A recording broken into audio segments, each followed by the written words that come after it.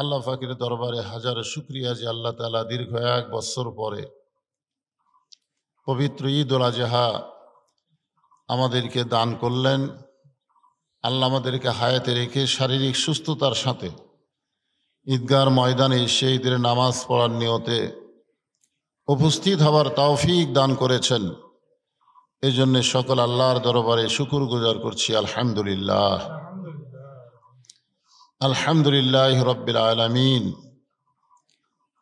আমরা ভাগ্য গুণে এমন একজন আল্লাহ পেয়েছি যে আল্লাহ আমাদেরকে জন্মগতভাবে মুসলমানের ঘরে সর্বশ্রেষ্ঠ একমাত্র ধর্ম ইসলামের ভিতরে আল্লাহ আমাদেরকে কবুল করেছেন। সর্বশ্রেষ্ঠ বলার পরে একমাত্র এই কারণেই বললাম, আগে অনেক ধর্ম ছিল। কোরআনের আয়াতের দিকে যদি আমরা লক্ষ্য করি, এই ধর্ম বিষয়ে আল্লাহ তাআলা কোরআনে 4টা আয়াত নাজিল করেছেন। প্রথম যে আয়াত সেটা হলো লা ইকরাহা ফিদ্দিন, যে তোমরা ধর্ম নিয়ে বাড়াবাড়ি করো না। এই আয়াতের মধ্যে কিন্তু ইসলাম নাই, ইসলাম নাই, শুধু দিন আছে। লা ইকরাহা ফিদ্দিন, ধর্ম নিয়ে কি করো না, বাড়াবাড়ি করো না। মানে বহু ধর্ম নিয়ে তোমরা মিলেমিশে থাকো, কিন্তু বাড়াবাড়ি করো না। কোনো এই ধর্মই ভালো, এই ধর্মই সব, এরকম করো না। এরপরে আল্লাহ তাআলা বললেন লাকুম দীনুকুম ওয়ালিয়া দীন, যার ধর্ম তার কাছে। এক ধর্ম আর এক ধর্মের সাথে মিশাল করা যাবে না, যে আমরা সকলে মিলেমিশে বসবাস করতে চাই। এই আয়াতের শানে নজুল হলো আবু জেহেল যখন দেখলো যে মুসলমান দিন দিন বেড়েই যাচ্ছে, তখন আল্লাহ রাসূলের কাছে এসে প্রস্তাব দিলেন যে আমাদের ধর্মের কিছু আপনারা মানেন, আপনাদের ধর্মের কিছু আমরা মানি, অর্থাৎ মিলেমিশে আমরা থাকি। তখন আল্লাহ তাআলা এই আয়াত নাজিল করে বললেন লাকুম দীনুকুম ওয়ালিয়া দীন, যার ধর্ম তার কাছে। এখানেও কিন্তু ইসলাম নাই। প্রথম আয়াতের মধ্যে কি নাই? ইসলাম নাই। লা ইকরাহা ফিদ্দিন, ইসলাম আছে? নাই। দ্বিতীয় আয়াতের মধ্যেও লাকুম দীনুকুম ওয়ালিয়া দীন, এখানেও কিন্তু ইসলাম শব্দ উল্লেখ নাই। তৃতীয় আয়াতে আল্লাহ পাক বললেন ইন্না দীনা ইনদাল্লাহিল ইসলাম, এখানে কিন্তু দেখেন দিনও আছে, ইসলামও আছে। যে বহু ধর্মের ভিতরে আল্লাহর কাছে মনোনীত পছন্দনীয় ধর্ম হচ্ছে ইসলাম। এই আয়াতের দ্বারা বোঝা গেল যে বহু ধর্ম, তার মধ্যে আল্লাহর কাছে সবচাইতে পছন্দনীয় মনোনীত ধর্মের নাম কি? ইসলাম। তখন খ্রিস্টান ধর্ম, ইহুদি ধর্ম, হিন্দু ধর্ম, বৌদ্ধ ধর্ম, বহু ধর্ম, মানে একই জায়গায় দেখবেন 5 তরকারি দিয়ে আপনাকে ভাত খাবার দিছে, তা আপনার গরুর গোস্তটাই পছন্দ। এরকম বলেন না ভাই, সবই খাই কিন্তু গরুটাই আমার পছন্দ। তা আল্লাহ বুঝাই দিলেন যে সব ধর্মের মধ্যে একমাত্র ইসলাম ধর্মটাই আমার কাছে কি? মনোনীত ধর্ম, পছন্দনীয় ধর্ম। একেবারে শেষে আল্লাহ বললেন জমা ইয়াবু তাগি গয়রাল ইসলামা দীনান ফালা ইউকবালা মিনহু, যে যত ধর্মই থাক, কোনো ধর্মই ধর্ম না, সব ধর্ম বাতিল। ইসলাম ছাড়া অন্য কোনো ধর্ম কেউ যদি গ্রহণ করে, আল্লাহ বলেছেন লা ইউকবালা মিনহু, আমি আল্লাহ সেটা কবুলই করব না। এই আয়াতের দ্বারা বোঝা গেল পৃথিবীতে ধর্ম কয়টা? না, এই আয়াত দিয়ে আপনারা কি বুঝলেন? পৃথিবীতে ধর্ম কয়টা? একটাই ধর্ম, আর বাদ বাকি যেগুলো সেগুলো কি? সেগুলো ধর্ম না, সব বাতিল হয়ে গেছে। আল্লাহ তাআলা ওই বাতিল ধর্মের ভিতরে আমাদেরকে জন্ম না দিয়া আমাদেরকে মুসলমান ইসলামের ঘরে আমাদেরকে কবুল করেছেন। এই জন্য আমরা খুশি না বেজার? এই ধর্মে 2টা আনন্দ, একটা হলো ঈদুল ফিতর, একটা হলো ঈদুল আজহা। এই 2টা ঈদ আল্লাহ আমাদেরকে দান করেছেন। তো বৎসরের ঈদুল আজহা আমরা পেয়ে গেছি, আল্লাহ পাক আমাদেরকে পাওয়ার মতন হায়াত দিয়েছেন, যে হায়াতের কারণে সুস্থতার সাথে আমরা মাঠে এসেছি। খুশি না বেজার? এই জন্যই বলি আলহামদুলিল্লাহ। আল্লাহর যত শুকরিয়া আদায় করবেন, আল্লাহ বান্দার প্রতি তত খুশি হবেন। এই যে দেখেন আমরা বলতেছি আল্লাহু আকবার, আল্লাহু আকবার, লা ইলাহা ইল্লাল্লাহ, আল্লাহু আকবার, আল্লাহু আকবার, ওয়ালিল্লাহিল হামদ। আমরা একমাত্র প্রশংসা করতেছি কার? আল্লাহর। যারা এখন মক্কায় হজ করতেছেন, হজ তো শেষ হয়ে গেছে, তারাও কিন্তু ওখানে ওই একই কথাই বলতেছে, লব্বাইক আল্লাহুম্মা লব্বাইক লব্বাইক লা শারিকা লাক লব্বাইক ইন্নাল হামদা ওয়ান নি'মাতা লাকা ওয়াল মুলক লা শারিকা লাক। এখানেও প্রশংসা করতেছে কার? আল্লাহর। আমরা সব সময় আল্লাহর প্রশংসা করব। আল্লাহ আমাদেরকে যে হায়াতে রেখেছেন, আমাদেরকে যে মুসলমানের মধ্যে কবুল করেছেন, ঈদুল আজহায় আমাদেরকে উপস্থিত হওয়ার তৌফিক দিয়েছেন, আমরা অন্তরে অন্তঃস্থল থেকে খুশি হয়ে আল্লাহর প্রশংসা করতেছি। সবাই আর একবার বলি আলহামদুলিল্লাহ। এমন একজন নবীর উম্মত হিসাবে কবুল করলেন, যেই নবী নিজে জান্নাতে প্রবেশ করবেন না যতক্ষণ আল্লাহ আমাদেরকে জান্নাত না দিবেন। এই নবীর উম্মত হওয়াতে খুশি না বেজার? একে তো মুসলমান, দ্বিতীয়ত বিশ্ব নবীর উম্মত। যেই নবীর উম্মতকে আল্লাহ কোরআনে বলেছেন খায়রা উম্মত,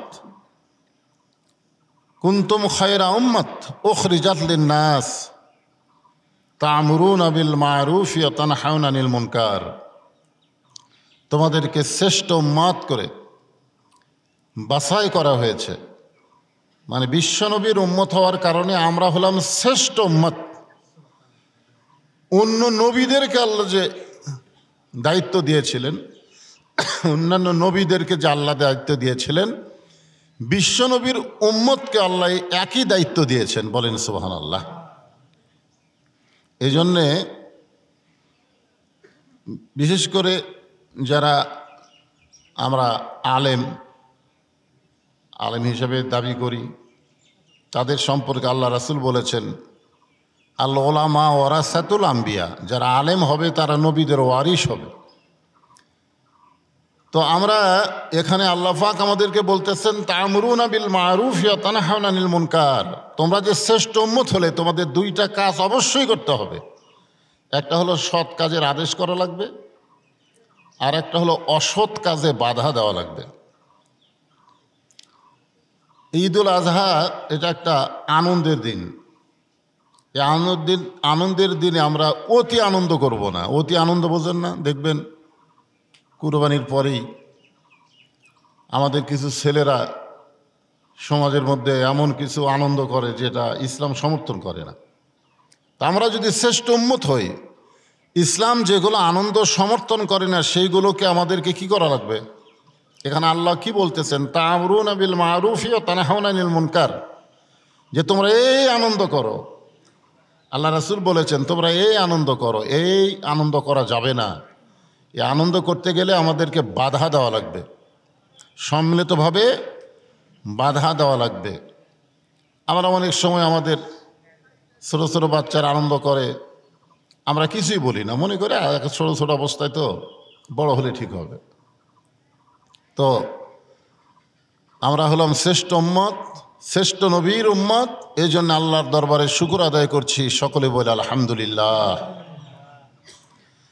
আল্লাহর দরবারে শুকর আদায় করার কারণ হলো আল্লাহ তাআলা আমাদেরকে হেদায়েত স্বরূপ একটা কোরআন দান করেছেন, যে কোরআনের মধ্যে কোনো ভেজাল নাই। জোরে কোন কি নাই? ভেজাল নাই। আপনারা বলেন, আমি যে একটা সূরা তেলাওয়াত করলাম, যেটার সূরা কাউসার, আর কোরআনের একটা আয়াত তেলাওয়াত করলাম, এই আয়াতের মধ্যে এবং এই সূরা কাউসারের মধ্যে আল্লাহ কুরবানির কথা বলেছেন। ওটা কোরআন শরীফ খুঁজে দেখেন, এই কুরবানি সম্পর্কে এই দুই জায়গায় যেভাবে বলা হয়েছে অন্য কোনো জায়গায় এভাবে বলা হয়নি। এই দুই জায়গাতে আল্লাহ প্রথম কুরবানির কথা বলতে গিয়ে প্রথম কি বললেন? ফাসাল্লি লিরাব্বিকা ওয়ানহার। আগে তোমরা আল্লাহর নামাজ পড়ো, তারপরে কুরবানি করো। অনেকে মনে করে যে আমরা ঈদের নামাজ পড়তেছি না, এই নামাজ অনেকে মনে করে, কিন্তু আমাকে বলছে হুজুর আগে নামাজ পড়েই তো আমরা কুরবানি করি। তা আল্লাহ হয়তো এই কথাই বলেছেন যে তোমরা আগে নামাজ পড়ো তারপরে কুরবানি করো, কিন্তু তাফসীরের মধ্যে আছে এই ঈদের নামাজ না, এই নামাজ হচ্ছে 5 ওয়াক্ত নামাজ। এই নামাজ কয় ওয়াক্ত নামাজ? 5 ওয়াক্ত নামাজ। তো যাদের 5 ওয়াক্ত নামাজ নাই তাদের কুরবানিও নাই। তারা যদি কুরবানি করে শুধুমাত্র গোস্ত খাওয়া ছাড়া, এই গোস্ত খাওয়া ছাড়া আল্লাহর দরবারে তার পক্ষ থেকে কিছুও পুষবে না।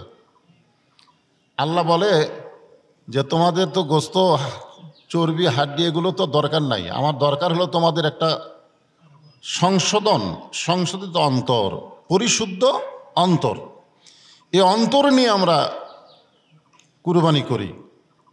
তাহলে কুরবানি করতে গেলে আগে কি লাগবে?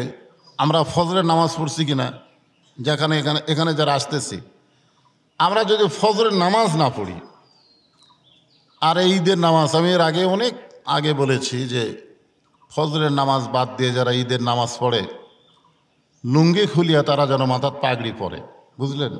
পরেনে লুঙ্গি নাই, ওই লুঙ্গি সোয়াবের আশায় কী করছে? পাগড়ি পরছে। যে পাগড়ি পরে নামাজ পড়লে 70 গুণ সোয়াব, এই সোয়াবের নিয়তে লুঙ্গি খুলে মাথার বাঁধিছে। আপনারা বলেন তো লুঙ্গি পরাটা কি ফরজ? আপনার ইজ্জত ঢাকাটা কি ফরজ? আর পাগড়ি পরাটা কি সুন্নত? তো আপনারা যারা ফজরের নামাজ বাদ দিয়ে ঈদের নামাজ পড়তে আইছেন, তারা এই লুঙ্গি খুলে পাগড়ি পরার মতোই আল্লাহর কাছে। আল্লাহ সেই জন্যই বলেছেন ফাওয়াইলুল মুসাল্লিন, যত লোক নামাজ পড়ে এই নামাজটা আমার কাছে ঠাট্টা মনে হয়, বিদ্রুপ মনে হয়, মস্করা মনে হয়। এই যে ঈদের দিন আপনারা একটা বিশাল দিন, এখনকার এই কুরবানির দিনকে ছোট দিন না বড় দিন? দেখেন ফজরের নামাজ কখন হয়েছে, তারপরে এই 8টা বাজতেই অনেক সময়, এরপরেও কিন্তু অনেক সময় থাকবে সূর্য অস্ত যাওয়া পর্যন্ত, ঠিক কিনা বলেন? এরপরেও আমরা সবাই এই ঈদের দিনে আমরা জানি যে এখানে হুজুর কিছু খুতবা দেবেন। আমি যে এখন খুতবা দিচ্ছি না, এটাও কিন্তু কি খুতবা। আরবিতে যেটা দেবো সেটা কি? সেটাও খুতবা। এ আহলে হাদিসের মধ্যে আরবিতে কোনো খুতবা নাই, কারণ যে খুতবা মুসল্লিরা বোঝেই না, মুসল্লিরা কি করে না, বোঝে না, সেই খুতবা দিয়ে লাভটা কি? আল্লাহ প্রত্যেকটা নবীকে প্রেরণ করেছেন ওই জাতির, ওই কওমের ভাষার উপরে।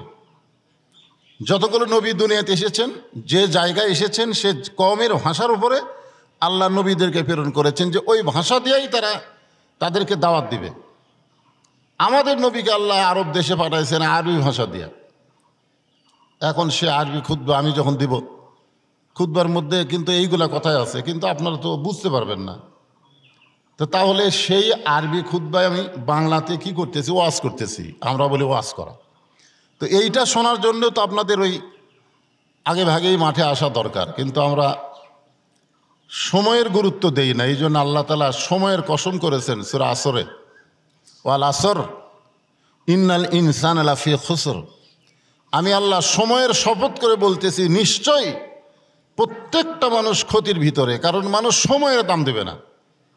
দেখবেন একটা লোক সুদের চাকরি করছে, ঘুষের চাকরি করছে, এরকম চাকরি নাই। যখন চাকরি করছে তখন কিন্তু সে ওই সময় তওবা করেনি যে আল্লাহ আমি ঘুষের চাকরি করি, আমি ঘুষ খাবো না, আল্লাহ আমি তওবা করলাম, আমি আজ থেকে ঘুষ খাবো না। ওই সময় সে তওবা করেনি। তওবা করছে কখন? তখন চাকরি চলে গেছে। চাকরি যখন আর নাই তখন বলতেছে আল্লাহ আমি আর ঘুষ খাবো না। আল্লাহ আপনি বলেন ওর চাকরি আছে, ওর ঘুষ খাওয়ার কোনো আর চান্স আছে? তাহলে যখন ঘুষ খাওয়ার চান্স নাই তখনই আল্লাহর কাছে তওবা করতেছে। ওই সময়ের গুরুত্ব দেয়নি যে কোন সময় তওবা করলে আল্লাহ কবুল করবে, কোন সময় নামাজ পড়লে আল্লাহ কবুল করবে, কোন সময় মাঠে আসলে আল্লাহ মাঠের নামাজকে কবুল করবে। এই যে একটা সময়ের গুরুত্ব। বুড়া হয়ে গেছে, ঠিকমতো হাঁটতেই পারে না, সারা জীবন চুরি চামারি করছে, বুড়া বয়সে তওবা করতেছে আল্লাহ আমি আর চুরি করবো না, আল্লাহ আল্লাহ তুমি আমাকে মাফ করে দাও। আল্লাহ কয় তোর তো হাঁটার মতনই শক্তি নাই, তুই এখন তওবা করলে হবে? এই জন্যে সময়ের গুরুত্ব দিতে হবে। সারা জীবন ঘুষ খায়া বুড়া বয়সে এসে বলতেছে সুদ খায়া যে আল্লাহ আর আমি সুদ খাবো না। আল্লাহ বলতে তো দাঁতটাতে নাই, তুই আর খাবি কি দিয়ে?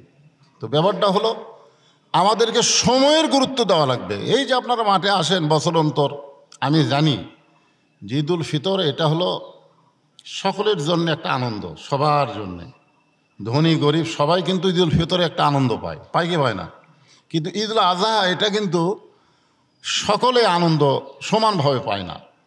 কারণ যারা কুরবানি করতে পারে না তাদের ভিতরে একটা আফসোস থাকে সবচাইতে বড় কুরবানি হলো আমি এই বছর কুরবানি করতে পারবো না, আগামী বছর করবো ইনশা আল্লাহ।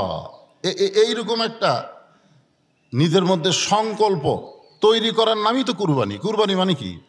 কুরবানি মানে খালি গরু জব করা কুরবানি? এখানে এই সূরায়ে কাউসারের মধ্যে নহরের 13টা অর্থ করা হয়েছে, 13টা অর্থ।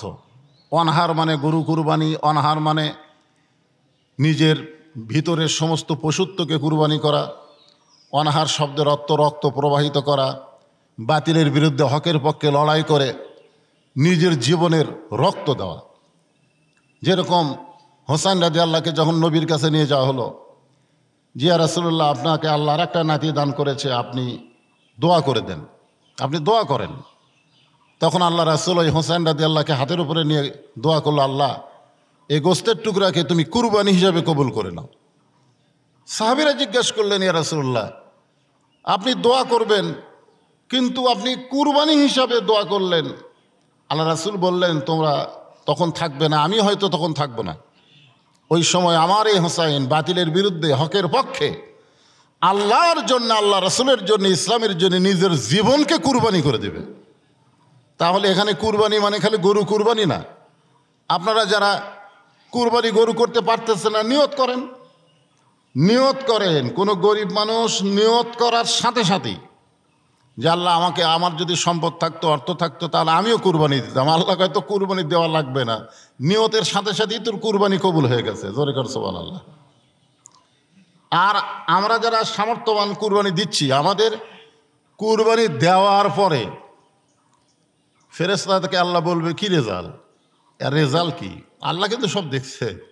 তখন ফেরেশতারা বলবে, আল্লাহ ও তো কেনার পর থেকে ওর কান্দর তো বসে আছে, দুই কান্দে দূরে ফেরেশতা আছে না নাই? কেনার পর থেকেই মানুষকে জিজ্ঞাসা করছে, কে ভাই ঠকলাম না জিতলাম? তা আল্লাহ কয়, কোন কান্দের ফেরেশতা লিখছো? তো কয় যে এই যখন কুরবানি দিবে আপনার জন্য, ঠকা জিতার কথা কেন মনের মধ্যে আনলো, মুখে আনলো? বাম কান্দের ফেরেশতা লিখছে। তারপরে চা খাবার যায়, কে ভাই কুরবানি কিনছেন? একটা গরিব লোক যার উপর কুরবানি ওয়াজিব হয়নি, তাকে বলছে, কে ভাই কুরবানি দিবেন না? আমি তো কিনলাম বারে, এবার গরুর বাজার খুব বেশি। তো ফেরেশতাকে আল্লাহ বলতেছে, কুরবানি কি কয় একটা ইবাদত, তো ইবাদত মানুষের কাছে প্রকাশ করলো, এটা কি হলো? কয় রিয়া হয়ে গেল। তো কোন কান্দের ফেরেশতা লিখলি? কয় বাম কান্দের ফেরেশতা লিখলাম। কুরবানি জব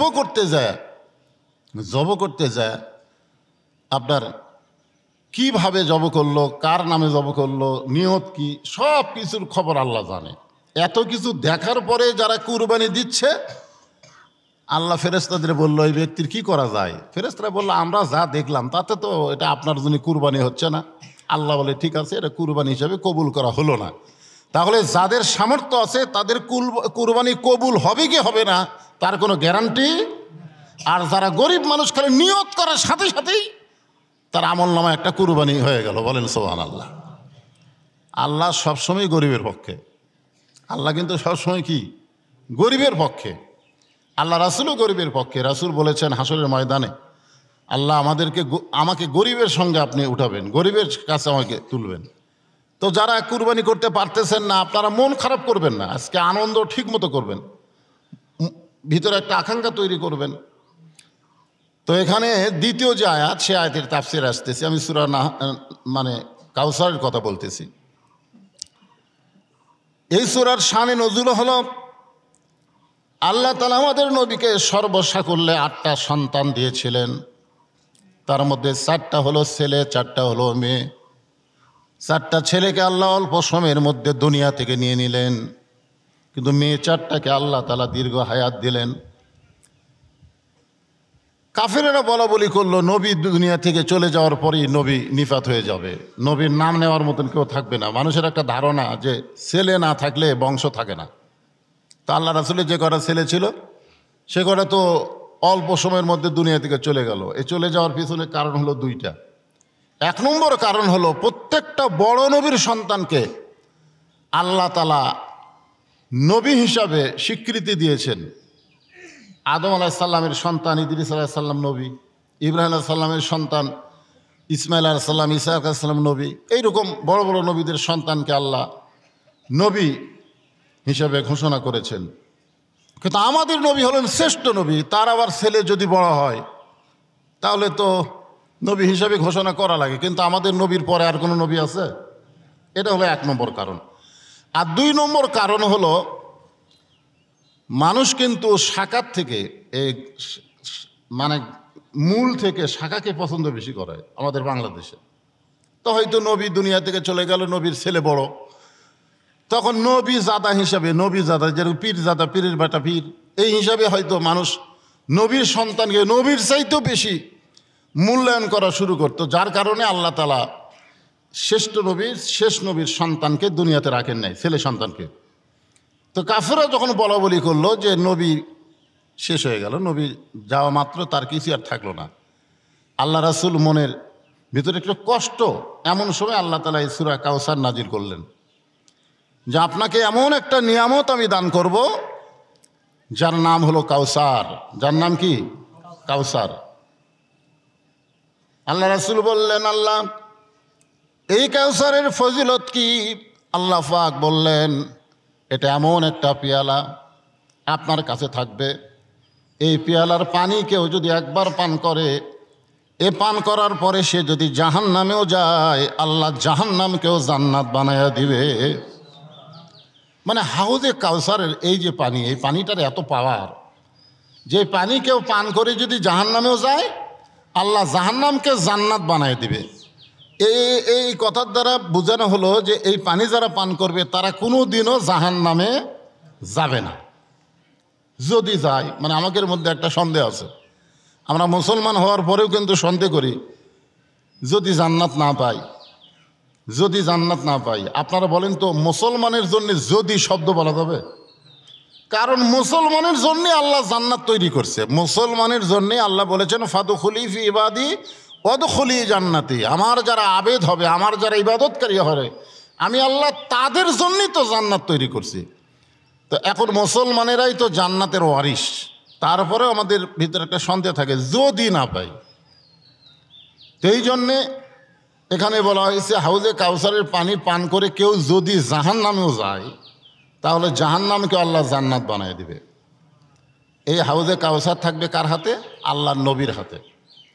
সাহাবীরা বললেন, ইয়া রাসূলুল্লাহ, আপনি হলেন রাহমাতুল লিল আলামিন, আপনার তো দয়ার কোনো সীমা নাই, আপনার দয়ার কোনো শেষ নাই। তাইফের ময়দানে যারা আপনাকে পাথর মেরে রক্তাক্ত করলো, আপনি তাদের জন্য দোয়া করলেন।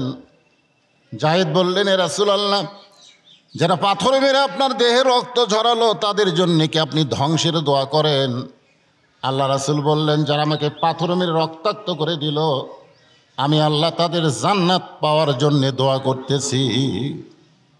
জায়েদ বললেন, হুজুর, যারা আপনাকে মারলো, রক্তাক্ত করলো, আপনি তাদের জন্য জান্নাতের দোয়া করেন, হেদায়েতের দোয়া করেন? আল্লাহ রাসূল বললেন, আল্লাহ আমাকে ধ্বংসের দোয়া করার জন্য দুনিয়াতে প্রেরণ করেনি। এই জন্যে হাজার হাজার ফিলিস্তিনি শিশুকে ইসরায়েলের ইহুদিরা হত্যা করতেছে, হাজার হাজার। চিন্তা করেন, আজকে আমরা ঈদুল আজহার আনন্দ, কুরবানি করার আনন্দ, আর ফিলিস্তিনের মুসলমান নিজের জীবনকে আল্লাহর রাস্তায় কুরবানি দেওয়ার আনন্দ করতেছে। যেরকম ঠিক কিনা? এই বাইতুল মুকাদ্দাসের জন্যে তারা নিজের জীবনকে কুরবানি দিচ্ছে। খুব খেয়াল করা দরকার যে আল্লাহ তো ইচ্ছা করলে কাবা ঘর ধ্বংস করতে আইছিল আবাবিল, আব্রাহা বাদশাহ, আল্লাহ আবাবিল পাখি দিয়া কাবাকে হেফাজত করলো। আল্লাহ ইচ্ছা করলে ওই আবাবিল পাখি দিয়েও তো বাইতুল মুকাদ্দাস হেফাজত করতে পারে। আপনারা বলেন তো, যখন আবাবিল পাখি এসেছিল তখন কিন্তু সবাই ধ্বংস হয়ে গেছিল, এমনকি যে বাহনের উপরে তারা এসেছিল সে হাতি পর্যন্ত কি হয়ে গেছিল? ধ্বংস হয়ে গেছিল। তা আমাদের নবী হচ্ছে রহমাতুল লিল আলামিন, তিনি বলেছেন, আল্লাহ আমার উম্মতের মধ্যে আমি দুনিয়াতে আসার পরে ওই রকম গজবার দিও না। তো যার কারণেই কিন্তু মুসলমানেরা শহীদ হচ্ছে, ইহুদিরা মারতেছে আমাদের নবীর কারণেই। কারণ নবীর গা দিয়ে রক্ত ঝরে গেছে, তারপরেও নবী তাদের জন্য হেদায়েতের কি করছে? দোয়া করছে যে আল্লাহ তুমি তাদেরকে হেদায়েত দাও, তুমি তাদেরকে জান্নাত দাও। তো এত দয়া আপনার, আপনি হাসরের ময়দানে, কঠিন হাসরের ময়দানে অবস্থাটা কি হবে? সহজ হবে না কঠিন হবে? এই যে একটা গজল আমরা শুনি, হাসর হবে তামার সানি, উম্মত বলবেন পানি পানি, সেই কঠিন দিনে নবী বিনে পানি দেওয়ার সাধ্য কারো নাই। সূর্যের তাপে হাসরের ময়দান তামার মতো হয়ে যাবে। তামা এমন একটা ধাতু যার উপর তাপ পড়লে তাপ আরও বাড়ে। আপনি আপনি একটা জিনিস রাখবেন রোদের মধ্যে, দেখবেন মাটিতে পা দিয়ে দেখবেন সেটা কেমন গরম, আর ওই তামার উপরে পা দেবেন সেটা কত বেশি গরম। তার মধ্যে হাসর তামার হয়ে যাবে, আর এই তামার মধ্যে সূর্য নিকটে এসে তাপ দিবে, আর সেই কঠিন তাপে সবাই যখন পানি পানি বলে চিৎকার করবে, ওই সময় পানি দেওয়ার একমাত্র মানুষ হচ্ছেন আমাদের নবী। বলেন সুবহানাল্লাহ।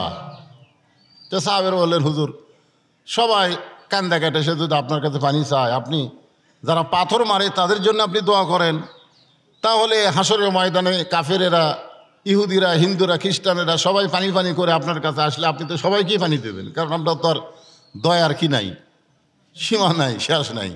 আল্লাহ রাসূল বললেন, আমাকে আল্লাহ শর্ত দিয়ে দিছে যে হাউজে কাউসারের পানি শুধু তারাই পান করতে পারবে যাদের মধ্যে দুইটা আমল থাকবে।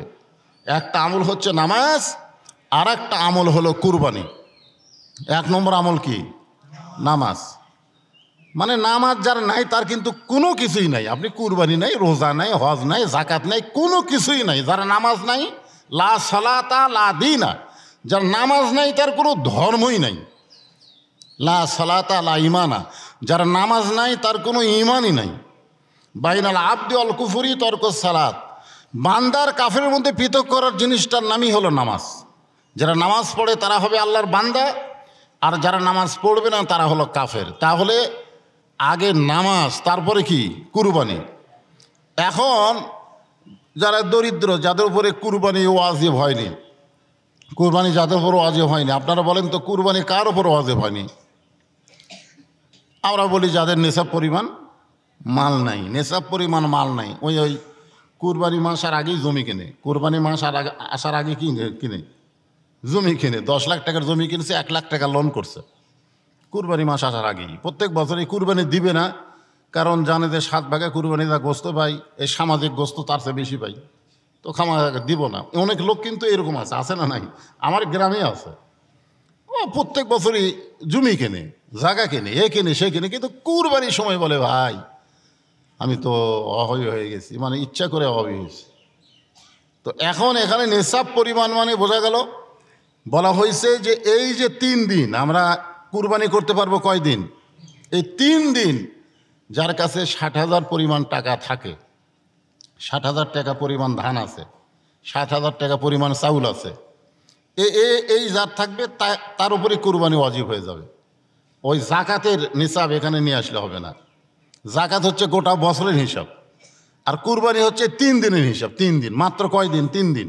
এই 3 দিনের মধ্যে আপনি দেখেন তো আপনার কাছে এই সম্পদ আছে কিনা। যদি থাকে তাহলে আপনার কুরবানি ওয়াজিব হয়ে গেল। আর আপনি ওয়াজিব হওয়ার পরেও যদি কুরবানি না করেন, তাহলে রাসূল বলেছেন সে যেন মাঠে না আসে, তার মাঠে আসার কি নাই, দরকার নাই। এটা হলো একটা কুরবানি। আর দ্বিতীয় যে আয়াত তেলাওয়াত করলাম, হে রাসূল আপনি বলেন, কুল, হে রাসূল আপনি বলেন, ইন্না সলাতি ওয়া নুসুখি ওয়া মাহইয়ায়া ওয়া মামাতি লিল্লাহি রাব্বিল আলামিন। এই আয়াতেও বলা হচ্ছে, হে রাসূল আপনি বলেন যে আমার নামাজ, আমরা যে নামাজ পড়ি, এই নামাজ, আমরা যে কুরবানি করি, এই কুরবানি, আমাদের জীবন, আমাদের মৃত্যু লিল্লাহি রাব্বিল আলামিন। আপনারা বলেন তো কার জন্যে? বলেন না কার জন্যে? তাহলে আমরা যে নামাজ পড়ি, এই নামাজটা কি আমাদের জন্য পড়ি না আল্লাহর জন্য পড়ি? কি কথা! আমরা পড়ি নামাজ আর হয়ে যায় আল্লাহর হয়ে যায়। এ তো একটা কঠিন কথা। আমি এই আয়াতের তাফসিরে চিন্তা করলাম যে আমি নামাজ না পড়লে জাহান্নামে যাব, আর যদি নামাজ পড়ি সেটা আল্লাহর হয়ে যাবে। এটা একটা কঠিন কথা। আল্লাহ বলেছেন ওয়াসজুদ ওয়াক্তারিব, নামাজের মধ্যে একটা কঠিন নিয়ম আছে, সেটা হলো সেজদা। সেটা কি? সেজদা। আপনি কিন্তু এই সেজদা, যখন কোনো বান্দা সেজদায় যায়, আল্লাহ বলে সে আমার নিকটে চলে আসে। বলেন সুবহানাল্লাহ। তো এখন এখানেও নামাজের সাথে কুরবানির কথা বলা হলো। এই কুরবানিটা কি? এই কুরবানি সম্পর্কে একটা হাদিস আপনাদের সামনে বলি। কালা রাসূলুল্লাহ সাল্লাল্লাহু আলাইহি সাল্লাম মাহাদান ইয়াদখুলুল জান্নাতা ইউহিব্বু আন ইয়ারজি ইলা দুনিয়া ওয়া লাহু মা আলাল আরদি মিন শাইইন ইল্লা শাহীদুন ইয়াতামান্না আন ইয়ারজি ইলা দুনিয়া ফায়ুকতাল আশারা মাররাতান লিমা ইয়ারা মিনাল কারামাতি। রাওয়াহুল বুখারী কিতাবুল মাগাজি। খুব খেয়াল করবেন, এখানে আল্লাহ বললেন যে আমার নামাজ, আমার কুরবানি, আমার জীবন, আমার মৃত্যু কার জন্যে? আপনার চিন্তা করে দেখেন তো, এই নামাজের সাথে কুরবানি, আবার কুরবানির সাথে জীবন মৃত্যুর কথা আল্লাহ একত্র করে কেন বললেন? এখানে বলার পিছনে কারণ হলো, আমাদের বাংলাদেশে শতকরা 90% মুসলমানের দেশে যেই হারে অন্যায় অত্যাচার বৃদ্ধি পাচ্ছে, শুধুমাত্র আমরা চুপ থাকার কারণে, আমরা এই চুপ থাকার কারণে এগুলো অন্যায় বাড়তেছে। আপনি দেখেন, আপনার ছেলে মোবাইল নিয়ে সবসময় টানাটানি করতেছে, আপনি দেখতেছেন। একটা বাড়ির মধ্যে আপনি যাই দেখেন, শব্দ নাই, বাড়িতে কিন্তু 5 জন মানুষ, শব্দ নাই, কোনো শব্দই নাই। কে রে, বাইসে আছে না মরে গেছে? আপনি ঘরের মধ্যে ঢুকে দেখেন, বইয়ের হাতে এক মোবাইল, স্বামীর হাতে এক মোবাইল, ছেলের হাতে একটা, এমনকি ছোট একটা পুচকা ওর হাতেও একটা, সবাই একটা করে মোবাইল নিয়ে সব সময়। আপনারা বলেন তো, এই যে চুপ থাকার একটা অভ্যাস করে দিল কে? এই মোবাইল। চুপ থাকো, কথাবার্তা না কয়ে চুপ থাকো। কারণ বর্তমান বাংলাদেশে কথাবার্তা বললেই কি হবে? বিপদ হয়ে যাবে, পুলিশ এসে ঘুরবি, ধরে নিয়ে যাবি। দরকার নাই রে বাবা, চুপ থাকো, যে কয়দিন বেঁচে থাকি চুপ থাকি। চুপ থাকা হলো বোবা শয়তান। চুপ থাকা কি?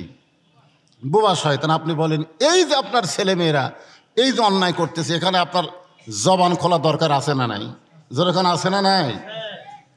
আপনারা অবশ্যই জানেন যে 400 বছরের পুরাতন বাবরি মসজিদ, 400 বছরের পুরাতন বাবরি মসজিদ, যেখানে মুসলমানেরা নামাজ পড়তো, সেই বাবরি মসজিদ ভাঙ্গা ওই বাবরি মসজিদের জায়গায় ভারতেরা কিন্তু মন্দির বানালো। ঠিক কেনা বলেন? ওই জায়গায় আপনারা বলেন তো, ভারতে কি মন্দির বানানোর অন্য জায়গা নাই? অন্য একটা ফাঁকা জায়গাত কি মন্দির বানানো যাইতো না? অবশ্যই যেত। কিন্তু এরা মুসলমানদেরকে এত ঘৃণা করে, মুসলমানের মসজিদ ভাঙ্গা সেই মসজিদে এরা রাম মন্দির নির্মাণ করলো। আর সেই ভারতের স্টার জলসা জি বাংলা মুসলমানের ঘরের মধ্যে চললো। আপনি এটা দেখার পরেও চুপ থাকলেন। আপনার বিবি, আপনার মেয়েকে আপনি কিছুই বললেন না, আপনি কিছুই বললেন না। এখানে ওদেরকে নিষেধ করা, এই দেশকে বাধা দেওয়া হলো সবচাইতে বড় কুরবানি। বলেন সুবহানাল্লাহ, সবচাইতে বড় কুরবানি। আপনি চুপ হয়ে আছেন। আপনি এই যে কুরবানির গরু কিনতেছেন, কুরবানির গরু কিনা জব করে দেখবেন তো গোস্ত কত করে কেজি পড়ে।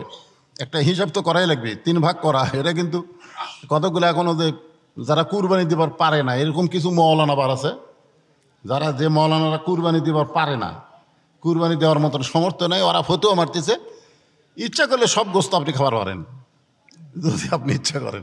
মানে এই যে 3 ভাগ করা, এটা হলো মোস্তাহাব। 3 ভাগ করা কি? মোস্তাহাব। তো কত মোস্তাহাব আমরা তরক করলাম। আমরা সুন্নত নফলি তরক করছি, আর মোস্তাহাব তরক করলে কি হবে? গোস্তর যে দাম, কি দরকার? এই জন্য দেখবেন অনেক লোক গোটা গরু জব করে বাড়ির মধ্যে নিয়ে যায়, সামান্য কিছু দিল, ফ্রিজ তো এখন আছেই। আমার মানে চিন্তা করে দেখেন যে এই যে এখানে কিন্তু সবচাইতে বড় কুরবানি। আপনাকে 3 ভাগ করা, এটা যদিও মোস্তাহাব, কিন্তু এটা কিন্তু পরীক্ষায় কুরবানি, এটাই পরীক্ষা। যে 700 টাকা কেজি গোস্ত, সেই গোস্ত তুমি গরিবদেরকে দিবা, দেখি তোমার মন কি কয়। যখন আপনি ওখানে বসে থেকে বসলেন, এক টুকরাও যেন কম বেশি না হয়। গরিবের, আত্মীয়র, আর আমার এইরকম যদি আপনি দাঁড়িয়ে পল্লা দিয়া ওজন করে দিতে পারেন, এটা হলো সবচাইতে বড় কুরবানি। এটা হলো কুরবানি, এটাই হলো ন্যায়ের পক্ষে। আমি যে হাদিসটা বললাম সেটা হলো যে যখন বাতিল শক্তি এসে যাবে, সেই বাতিলের বিরুদ্ধে লড়াই করতে হবে। আর লড়াই করতে গেলে আমার জীবন কার জন্যে? জোরে বলেন। তাহলে আমি যদি জীবন দেই অন্যায়ের বিপক্ষে লড়াই করতে গিয়া, সেটা হলো সবচাইতে বড় কুরবানি। আর এই জীবন দিয়ে যে আমি মৃত্যু বরণ করলাম, সেই মৃত্যু হলো না, ওই মৃত্যুটা আল্লাহ রাস্তায় জীবিত হয়ে গেল। আল্লাহ কোরআনে বলেন, ওয়ালা তাকুলু লিমান ইউকতালু ফি সাবিলিল্লাহি আমওয়াতুন বাল আহইয়াউ ওয়ালাকিন লা তাশউরুন। আল্লাহু আকবার। এই আয়াতে কারিমা পড়লে আশ্চর্য হওয়া লাগে যে আল্লাহর রাস্তায় যারা জীবন দিল, তোমরা তাদেরকে মৃত্যু বলো না, বরং তারা জীবিত। আল্লাহ সাধারণ তো ভাইরাল হয়ে গেছে। ওই আবার একটা কচি মেয়ে বিয়ে করে ভাইরাল আছে, সেই মেয়ে বহু কিছু। এখন তো ইউটিউবওয়ালা বুঝতেছেন না, যেটা বেশি ভিউ হবে সেটাই। কিছুদিন আগে ওই যে আপনার একটা বারা ছিল, আপনার ওই ঠাকুরগাঁও বিয়ে করলো, ওর নাম কি, ছোট্ট একটা কচি মেয়ে বিয়ে করলো না, কি নাম, সব এগুলো ভাইরাল।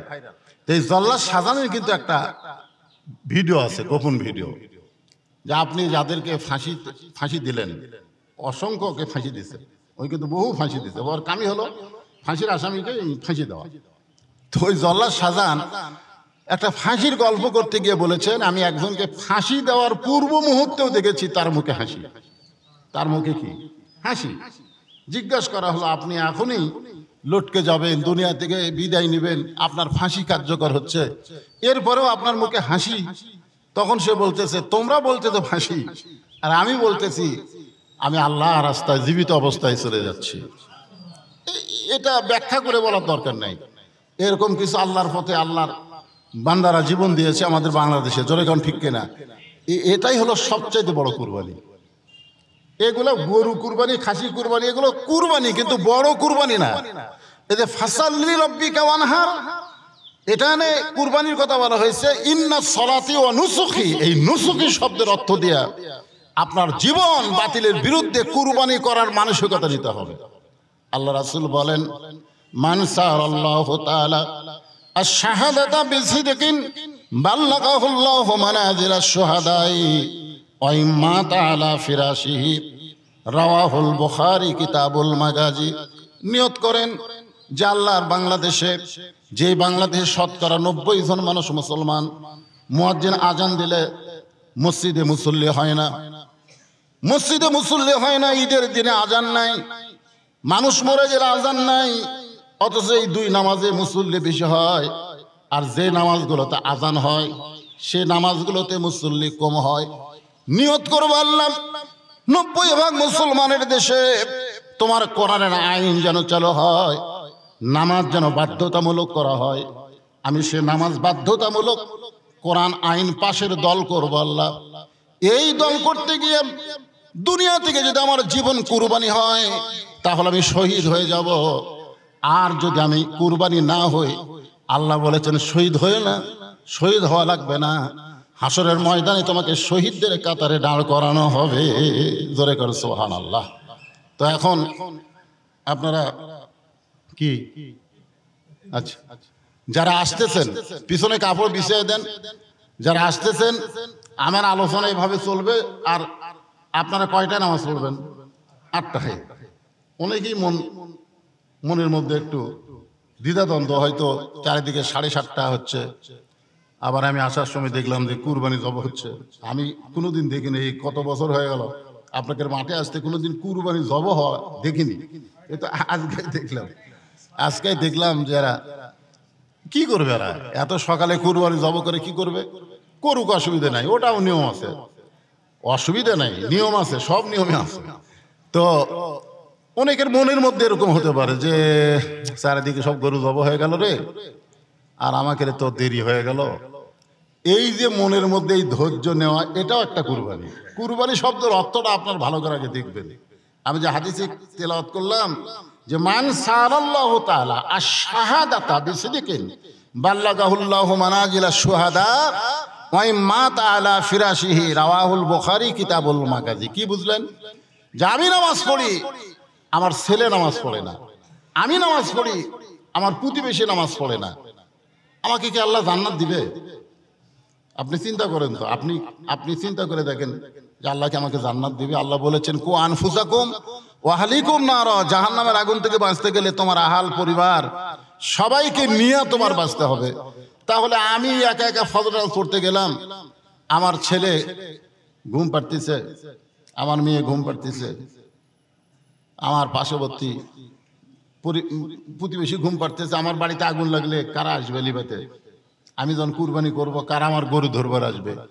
তো যেই লোকটা আমার গরু কুরবানির সময় ধরবে সেই লোকটা ফজর নামাজ পড়েনি, আমি পড়ছি।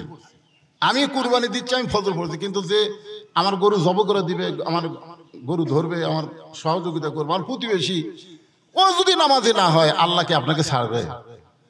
ছাড়বে না। এই জন্য কি করা লাগবে? নামাজ কায়েমের আন্দোলন করা লাগবে। যে আমার ওয়াজ দিয়ে, ওয়াজের বয়স তার কম হলো না, প্রায় 40 বছর হচ্ছে ওয়াজের বয়স। তো ওয়াজ দিয়ে কি হচ্ছে? 13 বছরে নবী ওয়াজ দিয়ে মাত্র 320 জন মুসলমান হচ্ছে।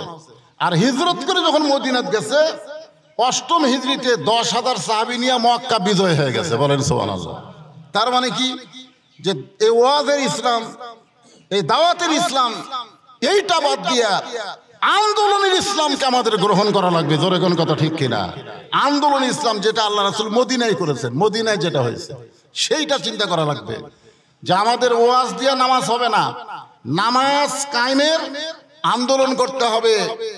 বাংলাদেশে এমন একটা সরকার গঠন করা লাগবে যে সরকারের পক্ষ থেকে নামাজ পড়া বাধ্যতামূলক আইন করে দেওয়া লাগবে। এই আইনের যদি আমি কর্মী হয়ে কাজ করি, আর এই কর্মী অবস্থায় যদি আমি মৃত্যুবরণ করি, আল্লাহ রাসূল বলতেছেন হাসরের ময়দানে তোমাকে শহীদদের কাতারে নাম করানো হবে। তোমরাও শহীদ, কারণ তোমরা তো শহীদ হওয়ার নিয়তি ইসলামে আন্দোলন করছো, কিন্তু ওর ভাগ্যে শহীদ হয়নি। ওই মাতা আলা ফিরাশি, তুমি নিজের বিছনায় মৃত্যুবরণ করছো, অসুবিধা নাই, আমি আল্লাহ তোমাকে শাহাদাতের মর্যাদা দিয়ে দেব।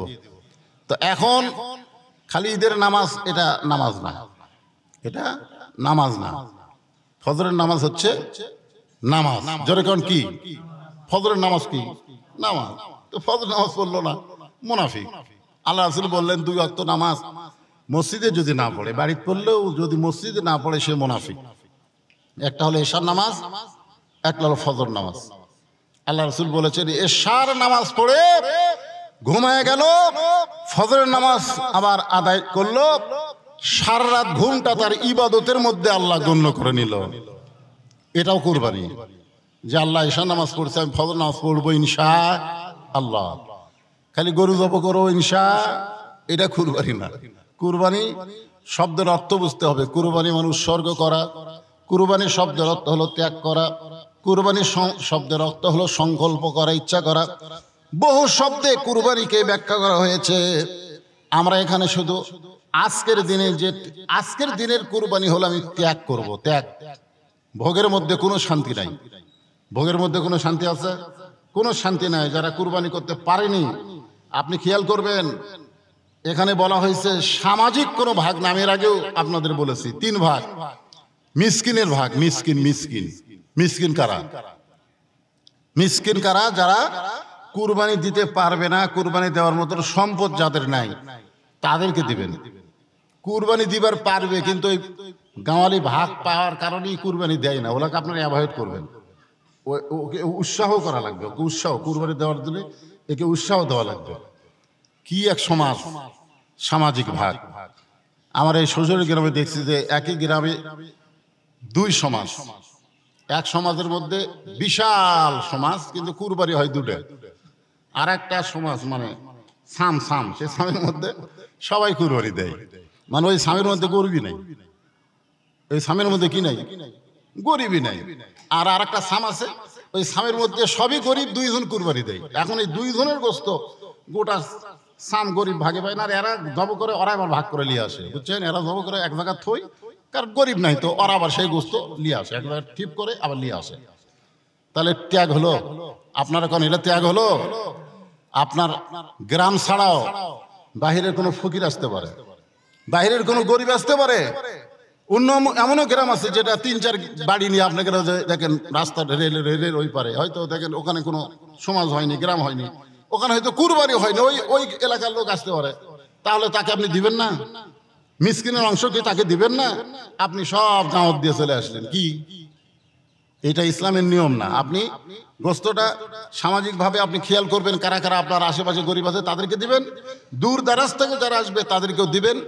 700 টাকা কেজি গোস্ত মনে করে আপনি ফ্রিজে রাখবেন, এটাও চলবে না। আবার কতগুলো গরিব মানুষ এখানে তো সাগর নাই, সাগর দেখলাম কুরবানি করতেছে, সাগর ওয়ালটন।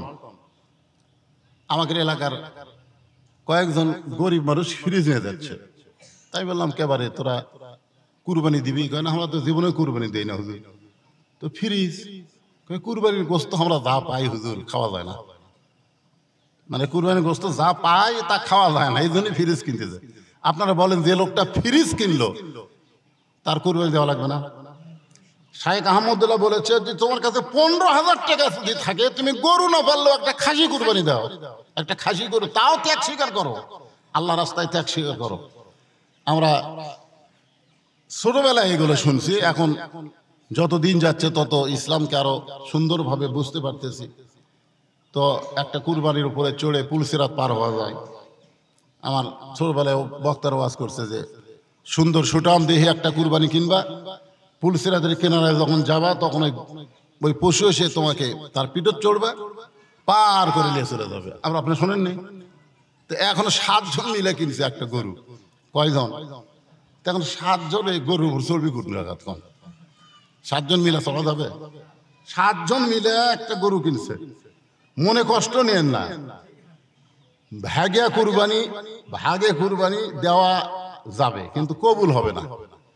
এখানে লেখালেন আপনারা ভাগে কুরবানি দেওয়া যাবে, আমি নিষেধ করতেছি না, ভাগে কুরবানি দেওয়া যাবে কিন্তু কবুল হবে না। কারণ মন এবং মান এই দুইটা যদি এক না হয় তাহলে কবুল হবে না।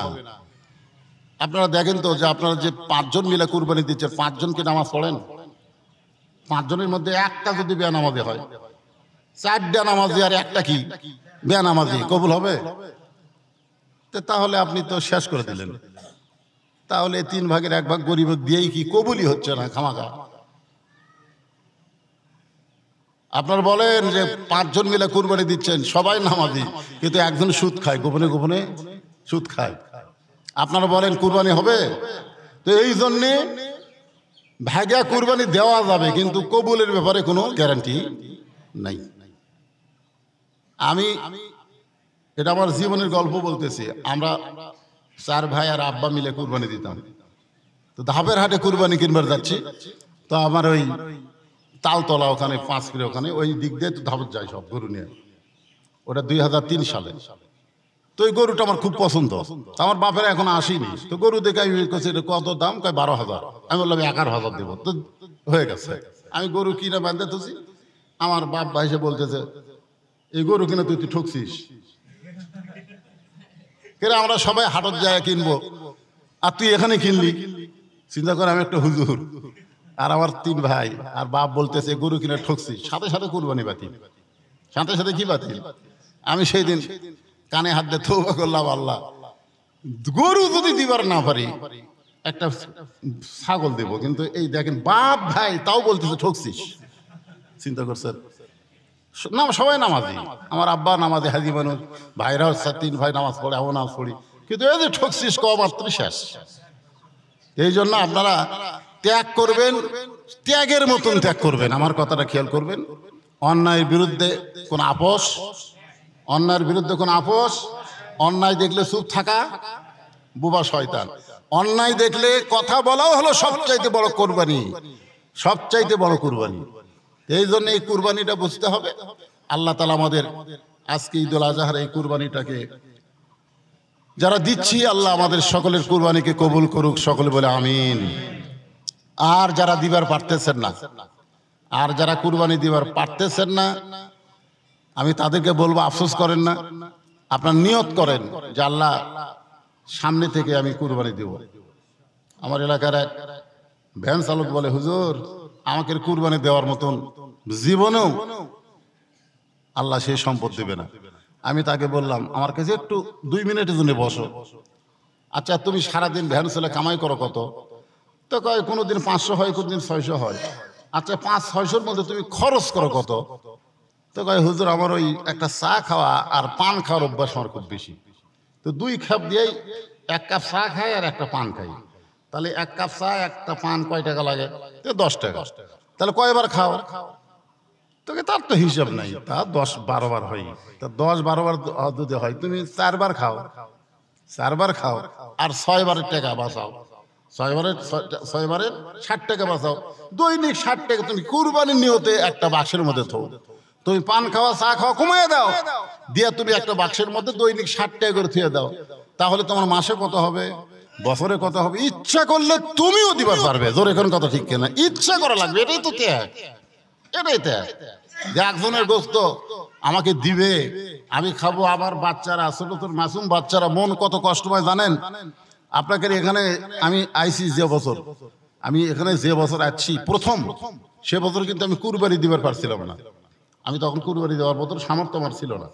তখন আপনি আমাকে বলছিলেন যে হুজুর আমাকে গরু জব করে দেওয়া লাগবে। তখন আপনাকে কয়েক পাড়া মিলে আমি গরু জব করে, তখন তো প্রথম কোনোদিন করিনি, ওই হাত ফুলে উঠছিল আমার। তা আমি বাড়িতে গেছি, যাওয়ার পরে আমার তখন একটাই সন্তান, ছোট। তো ওই কুরবানি দেখবে, মানুষ কুরবানি জব করতেছে, সেখানে গেছে ওর বোনের সাথে, সাওয়াত বোনের সাথে দেখবার গেছে। তো কে জানে বলছে, এই তোর বাপ খালি ওয়াজ করে, কুরবানি দেওয়ার পারে না। এই যে কুরবানি না দিলে যে কি কষ্ট হয়, আমি সেই দিনে বুঝেছি যে আমার ছোট একটা মাসুম বাচ্চাকে মানুষের কুরবানি করা দেখা থেকে ফিরিয়ে দিছে, আর আমি হাত ফুলে তুলে গেলাম আপনাকে উঠে, অথচ নিজে আমি কুরবানি করতে পারলাম না।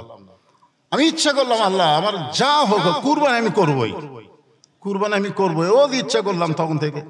ইচ্ছা করার পরে আমি কুরবানির জন্য আলাদাভাবে একটা চেষ্টা করলাম। আপনারা বলেন এরকম চেষ্টা করা কি ত্যাগ না? এটা এরকম চেষ্টা করাই তো হলো ত্যাগ, এরই নামই হলো তো কুরবানি।